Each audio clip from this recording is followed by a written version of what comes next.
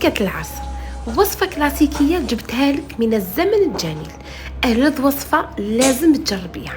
تجي لداخل مشمخ الله وماشي حلو بزاف، ويجيب ذوق الكراميل. تبعي معايا الوصفة وما تنسيش تبارطاجيها مع حبابك وناسك. اول حاجه نبدا بها نحضر الكراميل. درت كاس تاع السكر ناقص، بعد ما وجد درت عليه كاس تاع الماء وخليته يغلى فوق النار حتى وينعقد. من جهه واحده اخرى عندي 220 غرام تاع الزبده، ضفت عليهم 4 حبات تاع البيض وطلعتهم بهذاك الكراميل اللي كنت حضرته.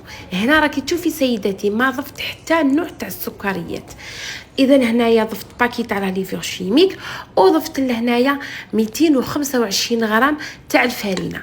لازم تحصلوا على هذا القوام يكون كريمي بالشكل هذا. نحطها تطيب على 200 درجه.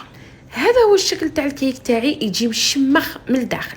بعد ما طاب قلاصيتو بالشوكولا وزينتو باللوز ايفيل. انتي لك الاختيار سيدتي، تقدري ديري واش تحبي على حسب امكانياتك.